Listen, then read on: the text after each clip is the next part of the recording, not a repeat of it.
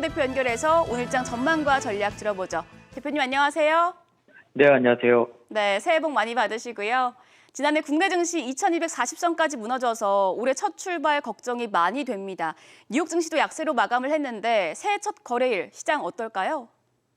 근데 연말에 이어졌던 불안했던 분위기가 연초에 FMC 의사록 공개 전까지는 조금 이어질 듯 하고요. 그래서 빠른 반등세보다는 이제 주 후반이 그나마 좀 기대되는 증시가 출발로 예상이 됩니다.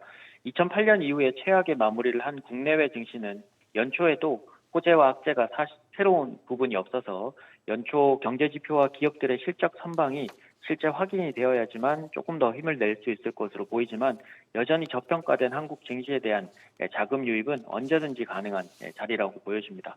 금일까지 일본과 중국, 미국까지 휴장이라서 국내 시장 거래량은 더욱 한산할 것으로 좀 보이고요. 중국의 봉쇄 완화 정책이 소비를 늘려서 시장 하락은 어느 정도 제한할 것으로 보입니다.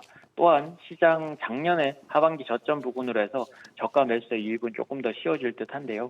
그리고 국내 정책으로는 이제 금융투자세가 2년을 다시 유예하게 되면서 그나마 시장의 불안감을 증폭시키지는 않을 것으로 보이며 금리 인상이 이어지곤 있으나 상승을 제한시킬 수 있어 보이고요.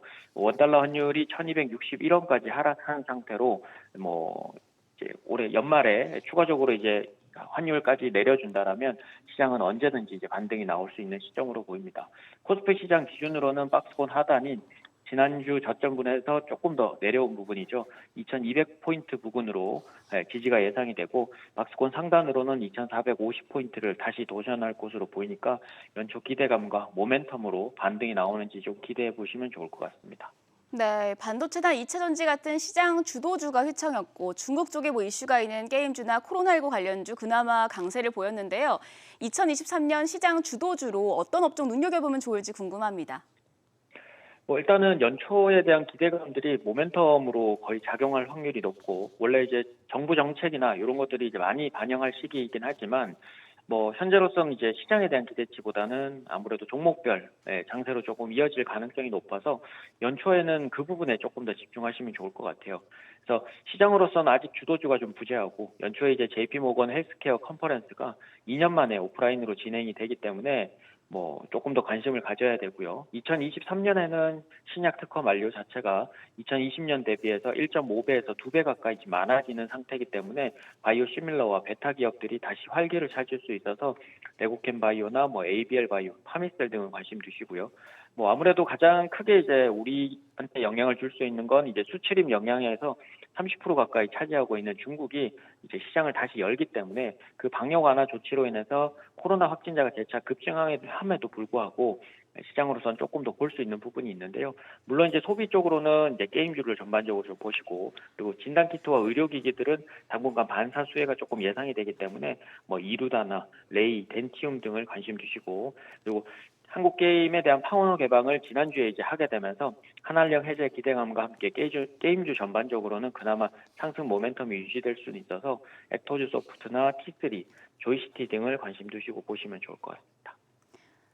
네, 대표님 그러면 오늘 시장 어떤 식으로 접근해야 할까요? 대응 전략도 세워주시죠. 네, 2월 FMC 회의 전까지는 시장 호재가 될 만한 부분이 이제 경제 지표 확인이나 실제 기업들의 실적 발표밖에 없고요. 삼성전자의 이제 잠정 실적이 좋지 않게 나올 것으로 예상이 되지만 이미 선반영된 부분들이 어느 정도는 있다고 보여집니다. 그리고 추후에 물가 상승 압력이 줄어든 게 또 확인된다면 시장 반등은 조금 더 수월해지겠지만 현재의 박스권 장세를 넘어서거나 또는 그 아래로 내려오기에는 아직 시장 컨센서스가 크게 나쁘진 않아 보입니다. 그래서 시장 기대치보다는 이제 종목별 기대치를 올려서 조금 더 매매를 하시는 게 좋을 것 같은데요. 중국 증시가 위드 코로나 전환이라는 호재와 재차 확진자 급증이라는 악재가 좀 공존하기 때문에 시장 자체를 조금 위로 볼 수 있거나 또 더 하락으로 좀 볼 수 있는 부분이 없긴 한데요. 서서히 그렇다면 이제 박스권 하단에서 저점 매수를 하시고 연초까지는 이제 반등 시에는 고점의 일부 매도를 계속 반복 매매한다는 생각으로 시장을 접근하시면 좋을 것 같습니다. 업종으로서는 이제 소비 회복주나 미디어 엔터, 헬스케어와 바이오 제약 등 뭐 시장의 성장주와 조금 반하는 부분이긴 하지만 그쪽으로 일단은 연초에는 좀 보시고요. 업종이 이제 IT나 2차 전지가 아무래도 시장의 성장을 좀 발목을 잡고 있는 상태이기 때문에 뭐 외국인들의 큰 매수세나 방향 전환이 확인되기 전까지는 무리하지 않고 보시는 게 좋을 것 같습니다. 네, 대표님 말씀 고맙습니다. 감사합니다.